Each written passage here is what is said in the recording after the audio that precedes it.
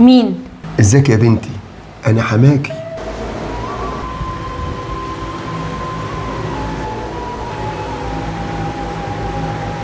حماية؟ لا كده يا بنتي، انا عملت فيكها وحش.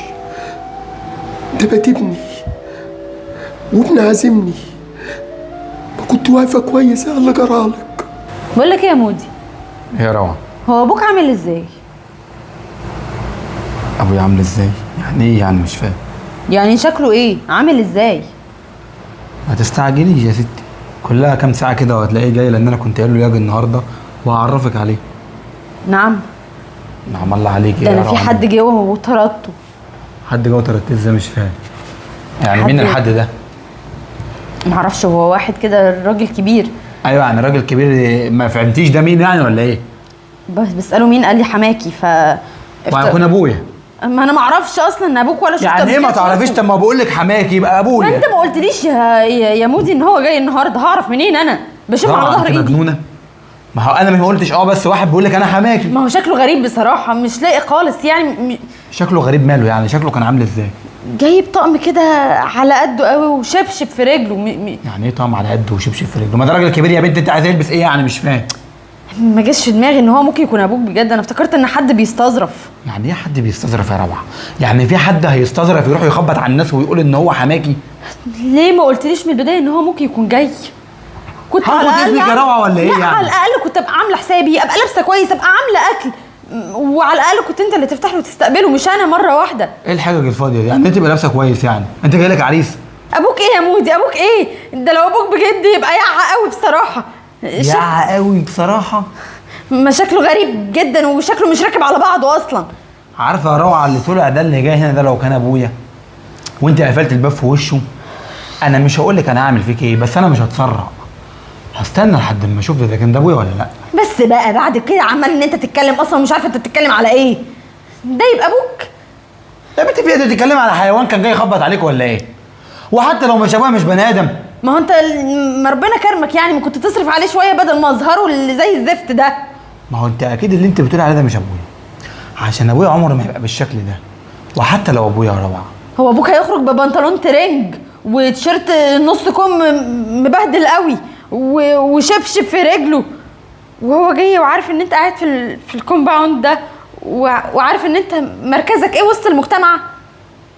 على الاقل روعه ابويا، لا انا اسف يعني في الكلمه اللي انا هقولها دي، ابويا لو جايب لبس البيت، لو جاي يبص بلبس مقطع، فاسمه ابويا ويكرم ان هو ابويا اللي جابني ورباني وخلاني قاعد في الكومباوند اللي انت بتقول عليه ده. اكيد اكيد. يعني له احترامه غصب عنك مش بمزاجك.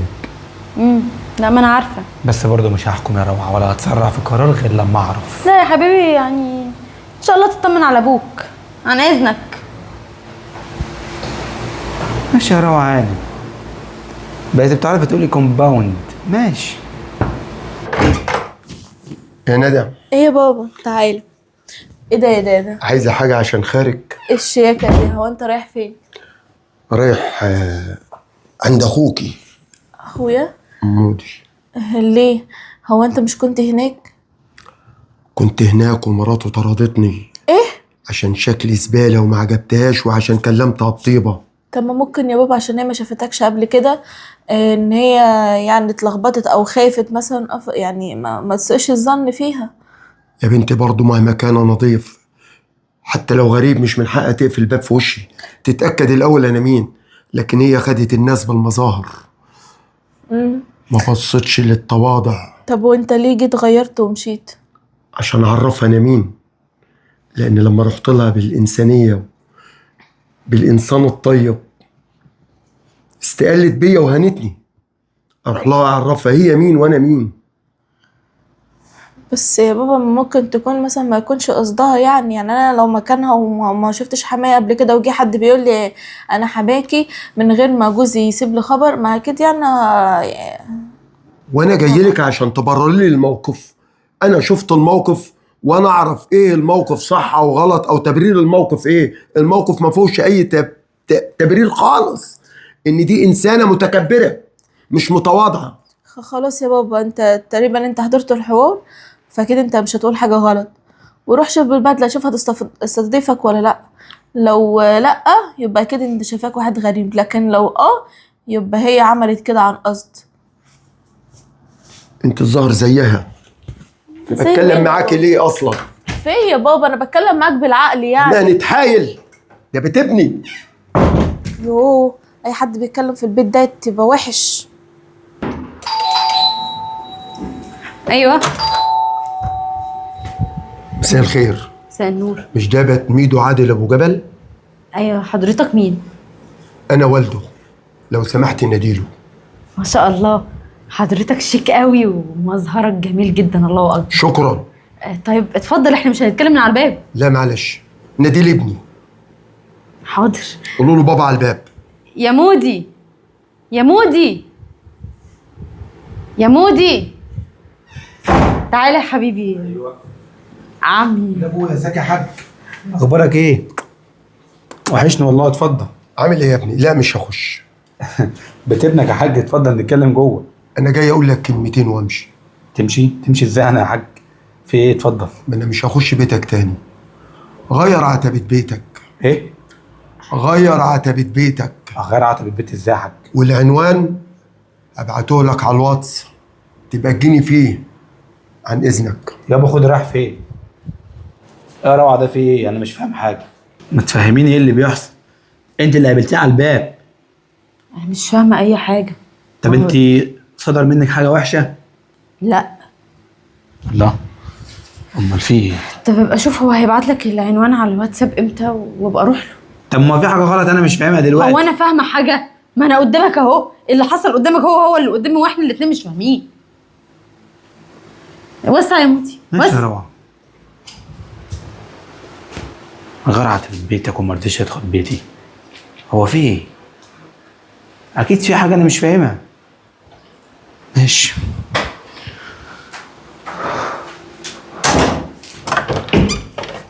تعالى يا ابني. يابا انت اول ما بعت لي العنوان انا جيت لك على طول. يابا انا عايز اعرف دلوقتي، ازيك يا ندى؟ عامله ايه؟ الحمد لله. عايز اعرف دلوقتي ايه الحكايه بالظبط، وايه الكلمتين اللي انت جيت قلتهم لي دول، ويعني ايه غير عتبة بيتي؟ فهمني ايه الحكايه يابا، عشان في حاجه انا مش فاهمها.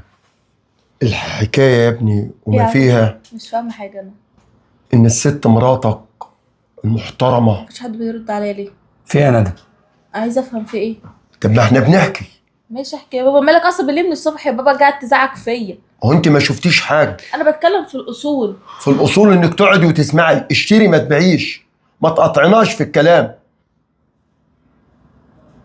كمل يا حاج. الست دي انا رحت لها بلبس متواضع. يعني ايه رحت لها لبس بلبس بيت. متواضع؟ خبطت عليها، فتحت لي الباب. مين حضرتك؟ قلت لها انا حماكي، ابو جوزك. ابو جوزي؟ لقيتها عماله تجيبني من فوق لتحت وزو، راحت قافله الباب في وشي. الباب شال وشي يا ابني. جه حكى لي الموضوع ده، رحت قلت له يا بابا في واحد، انا دلوقتي هي ما شافتش ابوك خالص صح؟ ولما انت اتجوزتها، فانا دلوقتي جه واحد من الشارع بيقول لي اصل كان حماكي، هتصدق؟ مش المفروض انت تسيب لها خبر؟ حتى لو سبت لها خبر او ما سبتلهاش، كانت تقف وتسمع الاول وتعرف، ما كانتش تقفل الباب في وشه. ده كانت موهومه لما جت وشافته واقف بالباب على الباب بالبدله اللي هو لابسها دي. ده معنى كده ايه؟ فانا اما عادي، لقيتها كده كلنا يعني مش زي بعض. في ناس بتحب اللي هو الناس العاديه، وفي ناس زي ما بتحب اختك بتقول بالمظاهر. كده. استنى يا بنتي، زي ما اختك بتقول كده هي كمان زيها وفهمه زيها. اضطرت لبست البدله والنضاره وخدت بعضيه ورحت. اول ما قلت لها اتفضل يا حمايه، اول ما قلت لها انا عادل ابو جبل ابو ميدو، اتفضل. الباب اتفتح الضرفتين، اتفضل يا حمايه. كانت ناقصه تفرش الارض حرير واتفضل. ما يصحش تقف على الباب ده انا افهم من كده بقى عشان ان انا لابس بدله، انها بتاخد بالمظاهر. لكن لو انسان بسيط، ابوك لو افتقر او انت افتقرت، هترميك بره زي الكلب ملكش عازة. ايه ده انا مكنتش فاهمه ان كده، بس هي بصراحه غلطانه.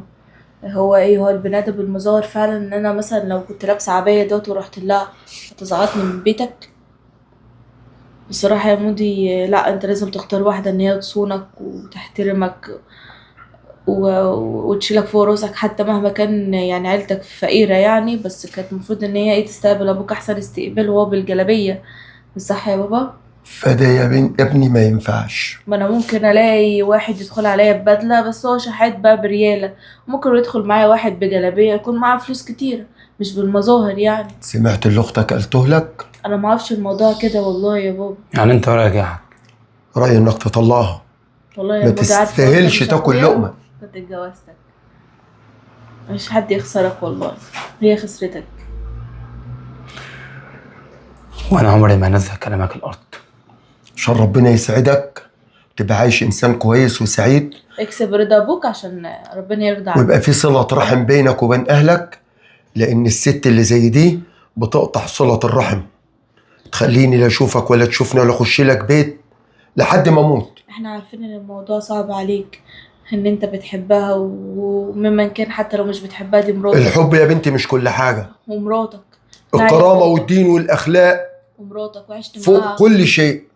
ومراتك عشت معاها حياتك كلها، فده تعود. انا مظلوم، مش مستوعب اللي انتوا بتقولوه. انت عايز ايه؟ انا اتخدعت. عايز تكمل معاها كمل، ومش هخش لك بيت، لا انا ولا اختك. لا يابا. وقت ما تحب تشوفني عرفت مكاني لا يابا، تجيني.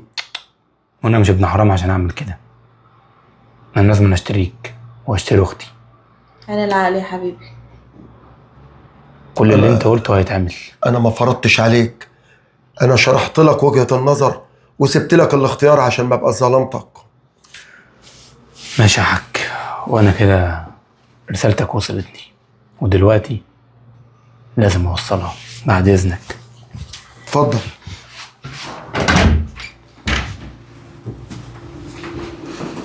كده انت راضي يا بابا؟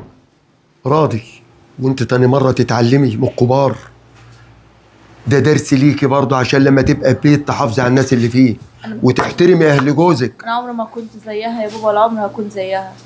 انا واحده عاشت كتير قوي في الفقر، فعادي يعني لو رجعت فقيره تاني احمد ربنا. ما تبقاش عودي نفسك، ما تبقاش جزء باقي الاحداث، حاولي انتظري أنا شوفي حاطط رد نفسي الفعل مكانها يا ايه. بابا، لا حاطط نفسي مكانها ولازم ادافع عنها، مش كلنا هنيجي عليها، لازم في ايد تشد وايد ترخي يعني. لو حطيتي نفسك مكانها هيتداس عليكي بالجزم، هيبقى مالكيش معنى ولا ليكي طعم ولا انت انسانه اصلا. فما اقبلش انك تحطي نفسك مكانها، عايزك تبقى انسانه تحافظي على اهل جوزك زي ما بتحافظي على اهلك. حاضر يا بابا، انت عارف ان انا عمري ما هعمل كده عشان انا تربيتك طبعا، زي ما ربيت مودي ربيتني انا، وانا بفهم في الاصول، وانا مستحيل ان انا اعمل كده مثلا لو اتجوزت، مش هعمل كده مع اهل جوزي. اياك يكون درس ليكي. ايوه. ايه يا حبيبي؟ طمني. في ايه؟ بقول لك يا روعه، ايه؟ لما اتجوزنا كنت متجوزك عن اختياري، ايوه. ما كنتش واخد رأي حد، عشان قابلتك وتعرفت عليك وحبيتك، وكنت شايفك واحدة هتسنوني وهتسنون اللي ورايا. لكن الظاهر ان انا اخترت غلط. نعم، اخترت غلط. دلوقتي انا اللي هو اللي اصلح غلطي. ايه اللي انت بتقوله ده يا مودي؟ اللي انا بقوله ده عين العقل. انا ما عملتش حاجه، في ايه بالظبط؟ لا عملتي.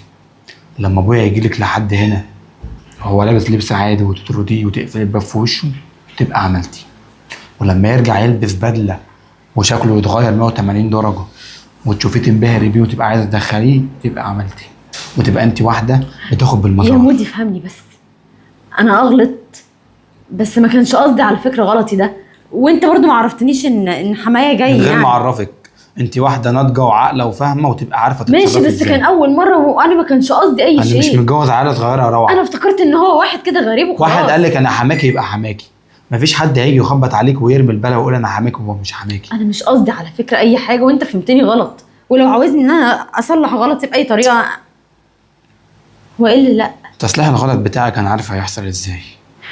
يا مودي فهم. انا ابويا قال كلمتين قدامك وقالهم لي من وراكي. قال لي يا ابني لو عايز تاخد راي ابوك ونصيحه منه كأب ليك تغير عتبة بيتك. يعني ايه تغير عتبة بيتك؟ يعني انت طالق يا روعه. نعم. طالق. هو ده تغيير عتبة البيت. عشان كده انا بشتري اهلي وبشتري ابويا، الراجل اللي رباني وكبر عليا وشقي وتعب وطلعني احسن وانضف واحد. عشان كده انا مش هخسره عشانك، وعملت باللي هو بس قال انت عليه. كده فاهم غلط، وحرام ان انت تطلقني دلوقتي عشان اي شيء. لا أنا مش أغلط. غلط. بس أنا ما فاهم غلطتش صح. الغلط اللي هتعاقب عليك ان احنا نتطلق. كان ممكن تعاقبني باي شيء تاني، كان ممكن ان انت تفهمني غلطي باي طريقه تانية، كان ممكن ان انت تتخانق معايا نتخاصم، لكن مش ان انت تطلقني يا ما مودي. بحبش الكلام ده يا روعه. لا ماليش في تسمعه. الخناق والجدال. لا تسمعه. انا بحب اجيب الناس. انا ما جيتش ان انا وقفت قدامك ولا ند بند ولا عندت قدامك، ما جيتش حتى قلت لك انا صح وانت غلط. انا قلت لك ان انا غلط. بحب يا ابيض يا اسود يا بالبلد سيدي كده. اروح وان انا اعتذر له. خلاص بقى الكلام ده ملوش لازمه لا دلوقتي. ليه لازمه. هو في هي فرصه جزرة ان احنا روعة. نرجع. هي مودي فهمني. جزر قطامها جحش. خلاص اتفضلي. ده اخر راي عندك يا مودي؟ لو انت عندك كلام تاني وهتعرفي تصلحي اللي حصل ادي بيتي مفتوح لك في قلت أي وقت. لك ان انا اصلح واروح لابوك لحد عنده واعتذر له بنفسي. روحي له يوم ما يقبل اعتذارك ويجي يقول لي يا ابني انا كنت غلطان لما قلت لك غير عتبة بيتك، يوم ما اخدك عند المأذون وهردك وهذا ما دخلك شر. تمام يا مودي. وديني غيرت عتبة بيتي يابا وما خالفتكش.